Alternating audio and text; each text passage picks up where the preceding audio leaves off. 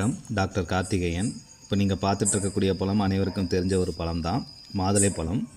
இந்த மாதுளை பழத்தோட முக்கியமான பயன் என்னவென்றால் ஆண் பெண் இருபாலருக்குமே நல்ல ஏற்ற பழம்.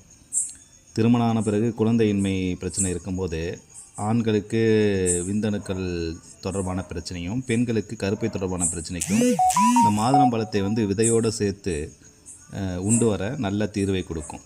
அது மட்டும் இல்லாமல் இந்த மாதுளம்பழம் அதுக்கு இடையில் இருக்கக்கூடிய இந்த தோல் போன்ற அமைப்பு இதை இரண்டையும் சேர்த்து மென்று தின்று வர வயிற்றில் இருக்கக்கூடிய புண்கள் ஆறும் இரத்த அணுக்கள் அதிகப்படும், பல்லானது உறுதியடையும்.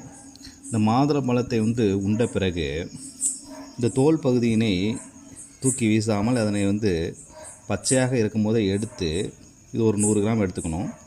ஒரு 100 ml வேப்பெண்ணெயில் இந்த தோலை சின்ன சின்னதாக கட் பண்ணி அதில் போட்டு இதை இளவறுப்பாக வறுத்து கருக விடக்கூடாது.